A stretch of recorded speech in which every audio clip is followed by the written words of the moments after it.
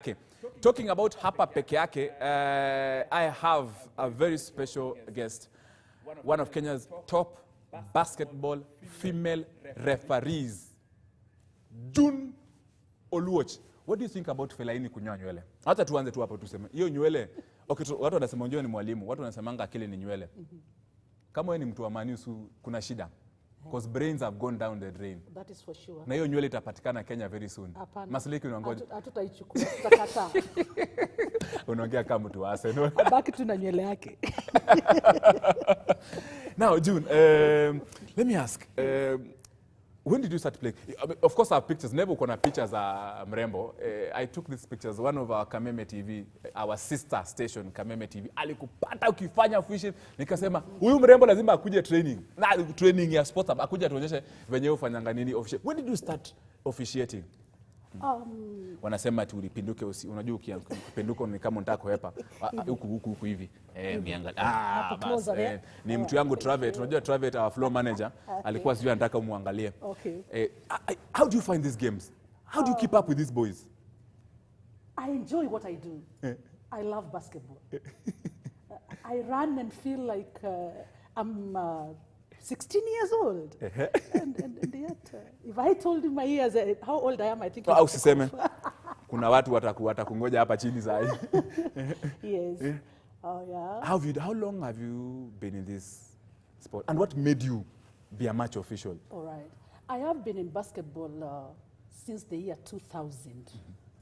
I was a teacher in Kakamega, Bishop Njenga Girls.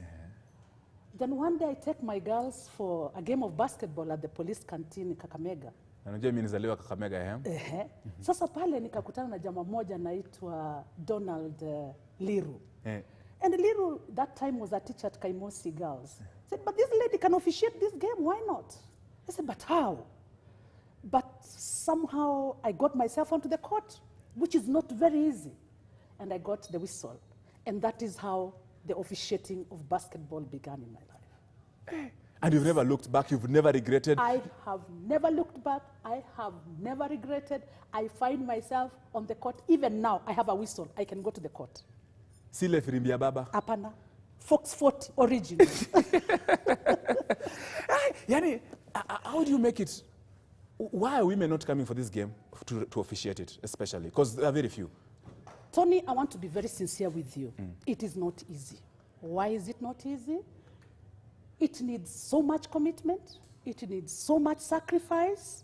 You have to sacrifice as an individual, sometimes sacrifice your family, sometimes sacrifice work, and not even mentioning the finance bit of it, because basketball has no money. You have to love it to be there. I'm sorry to say. So hii si ya maslahi kwenu? Hapana. Hii ni commitment.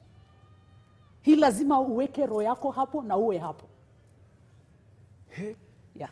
You have a family. Yes. You have obligations. Right now you are a teacher. You are a games head of games, you know, whatever. How do you juggle all this? You have to come to Nairobi. You say you don't do so much business here. Unafanyia kazi yako out of town. Yes. Uko Tala. Kwanza sema hiyo si shule yako. Usiogope kwa My school is Matungulu Boys. Kamera yako iko pale. Matungulu Boys High School. Kamera yako ndio number 1 huko. Ile huko jamaa waongeleshe ndio wao wanakuona. Matungulu Boys High School. Matungulu is in Tala. Yes. I love my school. I love my boys. It is nice to be in Matungulu. But I commute from Nairobi, Umoja, to Matungulu every day. That is 60 kilometers for the last 7 years. I have children. Yes, I have children. Yes. I have a boy as young as 8 who goes to Moi Forces Academy. I take care of them in the morning and leave for Tala and come back at 8 in the night after teaching and taking care of games and basketball. So how is someone supposed to be a referee match official? Nowadays, I'm sure lazima ushike mtu mkono. Do you have any of the ladies that you are mentoring? Or how can someone, a lady who is interested in officiating basketball games, akupate ama apate aanze kuref hizi games? All right. And do they have they have played basketball in the past? Not really. I've talked about interest. I've talked about commitment. If you have those two, it becomes very easy. I have a girl called Diana Mayaka, who is now up an international referee in 3-on-3. And even her, it's about commitment. Because if you don't get into it and put your heart in it, it's not easy. Yeah, so I'm just thinking about these young girls who want to be there today, tomorrow they are not there, the next minute they want money out of it, you will never make it.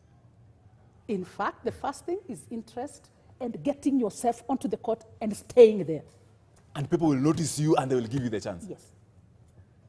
The support that you've gotten from your colleagues must be very immense, especially your male colleagues. I'm sure they've done a huge part in giving you that motivation to stay. I must say yes, I'm very grateful. You can name them. Yeah. I I want to talk about Vitalis Gode, who is the KBF secretary in Kenya. He's a great man. He tutored me into the officiating of the game. He was my first teacher into officiating basketball. And after that, I met Ronnie Owino, who is a coach, but also has a lot of information on officiating. I met Sami Wanjoy of KPM Mombasa. He also really helped me into the game. I don't want to forget to mention a great man known as Joseph Amoko, who is the fixture secretary. And this man, I tell you, has his heart in basketball.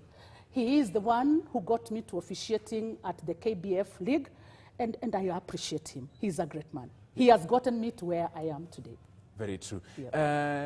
Are you teaching young ones to play basketball? Or you're just letting them do what they want? Wacheze bana, bano, ajua? Oh my, I am the coach of basketball, head coach of basketball in my school. Yes. If anyone had an opportunity of watching the finals 2017 at Kangaroo High School, I was in the finals with my boys. Yes. Oh my God, I saw darkness. I lost that game by half a basket. Oh, sorry. I saw the nationals like this with my boys, but we could not get there.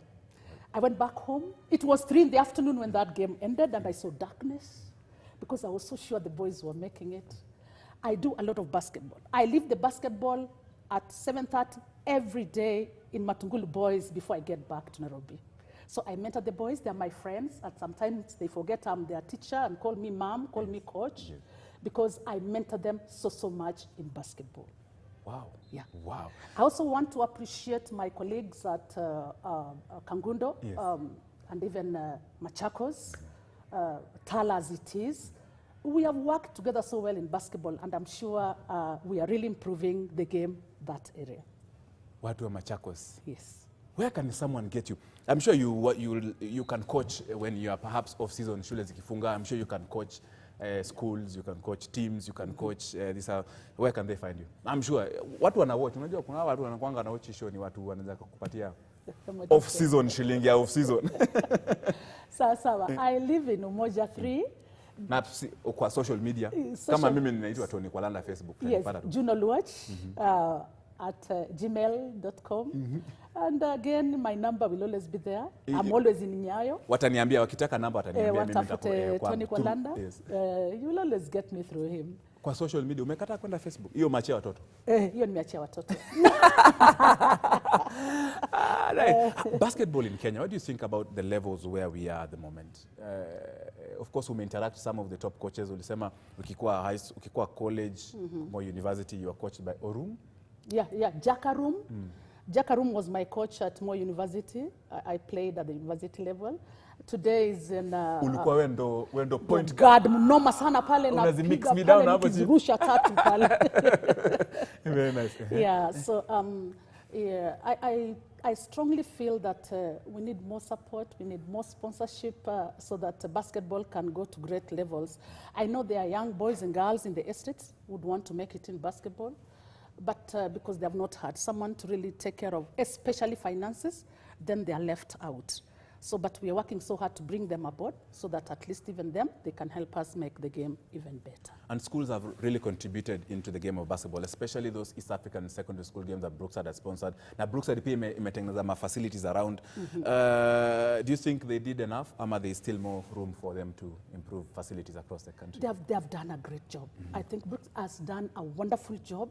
And I want to really urge them to keep it even further because they have helped so many young boys and girls get to places. But I think there's still more space. They can still do better because, again, sometimes they tend to concentrate on, town areas and forget the village areas. Even in the village, there is talent. So if we get there, again, we can help those ones who are also miserable down there, wishing to play basketball. June Oluoch, yeah. Coach, basketball referee, mother, a friend, a businesswoman, a teacher, you can name it. She has been there, done it. She lives, eats, sleeps basketball. So if you have a team, kama hapa K24 tuko na team ya basketball led by Clint Mfalme anajijua, utafute coach ndo huyu hapa. If you are a company and you want a basketball coach, ndo huyu hapa. A lady, imagine having a lady coach. Aliona six pack ya Mosala. Hiyo ndo six pack wa basketball kama sisi. Thank you so much, June. Kina Amoko, you are doing a marvelous job for Amoko has been there for the last 8 years I've been in this industry. Amoko, tunakucommend sana. And sponsors, mnangoja nini? Na basketball iko hapa na watu international nakujanga Kenya, kina Stephen Garo watakuja very soon. Kuambiwa mkianza kungangania hiyo slots na ndio hiyo hapa mrembo. Thank you so much, June. Asante sana. Kuna watu wanasema Kevin Gitonga